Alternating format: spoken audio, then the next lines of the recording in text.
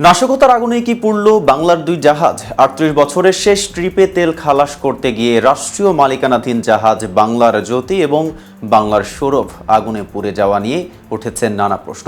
৪ দিনের ব্যবধানে আগুনে পুড়েছে ক্রুড অয়েল বহনকারী অয়েল ট্যাংকার দুটি। দেশের জ্বালানি তেলের সরবরাহ লাইন ধ্বংস করতেই পরিকল্পিত এ আগুন লাগানো হয়েছে সন্দেহে চলছে তদন্ত। এ নিয়ে আরও বিস্তারিত থাকছে প্রতিবেদনের বাকি অংশে। আর কেটিভি নিউজ 24 চ্যানেল থেকে আপনাদের সাথে আছি আমি মেহেদি হাসান। চট্টগ্রাম বন্দরে মোহনার কাছে দাউ দাউ করে জ্বলছে বাংলার সৌরভ।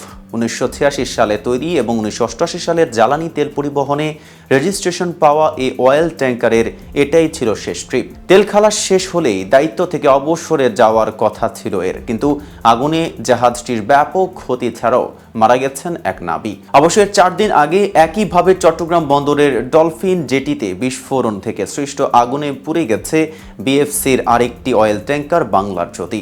এতে সৃষ্ট বিস্ফোরণের প্রাণ গেছে ৩ জনের আর আহত হয়েছে বেশ কয়েকজন। বাংলার সৌরভের মতো এটিও ১৯৮৬ সালে তৈরি এবং জ্বালানি তেল পরিবহনে রেজিস্ট্রেশন পেয়েছিল ১৯৮৮ সালে। দুটি জাহাজই তৈরি হয়েছিল ডেনমার্কে। চট্টগ্রামের নৌ অঞ্চলের commander rear admiral Masud Iqbal বলেন, বাংলার জ্যোতিকে আগুন লাগার পর সেফটি মেজর্স বারবার চেক করা হয়েছে এবং অগ্নি নির্বাপনে বেশ কিছু মহড়া হয়েছে। এরপরও কেন এই অগ্নিকাণ্ড সেটা তদন্ত সাপেক্ষ। বিস্ফোরণ এবং আগুন লাগার আগে বাংলার জ্যোতি জাহাজে ১১,৭০০ মেট্রিক টন এবং বাংলার সৌরভে ১১,০০০ মেট্রিক টন ক্রুড অয়েল ছিল। বাংলাদেশ পেট্রোলিয়াম কর্পোরেশনের জন্য আনা হয়েছিল বিপুল জ্বালানি তেল।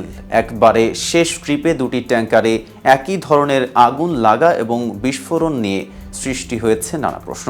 নাশকতার আগুনে জাহাজ দুটি পুড়েছে কিনা সেটা মাথায় রেখেই শুরু হয়েছে তদন্ত। বিপিসির ব্যবস্থাপনা পরিচালক কমোডোর মাহমুদুল মালিক বলেন, প্রাথমিক অনুসন্ধানে দেখা জাহাজের 4টি পয়েন্ট সিকুয়েন্সলি ফায়ার হয়েছে। আমরা আশঙ্কা করছি এটি নাশকতামূলক কর্মকাণ্ড আর এটা মাথায় রেখেই তদন্ত শুরু হয়েছে।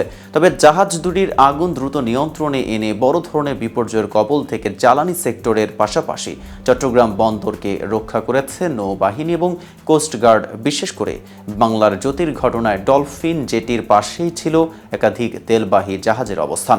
এছাড়া তেল বিপণনকারী প্রতিষ্ঠান পদ্মা, মেঘনা ও যমুনাও ছিল একেবারেই কাছে। আর বাংলার সৌরভের পাশে ছিল বেশ কটি মাদার ভেসেল। অল্পের জন্য রক্ষা পেয়েছে জাহাজ সহ এসব গুরুত্বপূর্ণ স্থাপনা। চট্টগ্রাম ফায়ার সার্ভিসের উপপরিচালক দিনমণি শর্মা বলেন, ইনবিল্ড অগ্নি নির্বাপন ব্যবস্থা যদি আরও ভালো থাকতো তাহলে এ ধরনের দুর্ঘটনা এড়ানো যেত। মেঘনা পেট্রোলিয়ামের সাবেক মহাব্যবস্থাপক আক্তার কামাল বলেন, বন্দরে পাশাপাশি অনেক জাহাজ থাকে, ফলে একটির আগুন যদি ছড়িয়ে পড়তো তাহলে এ আগুন নেভানোর কোনো সুযোগ ছিল না এবং ভয়াবহ রকম ক্ষতি হতো। বাংলার জ্যোতি এবং বাংলার সৌরভ ক্ষতিগ্রস্ত হওয়ার পর বর্তমানে বিপিসির মালিকানায় 3টি অয়েল ট্যাংকার সহ 5টি জাহাজ রয়েছে।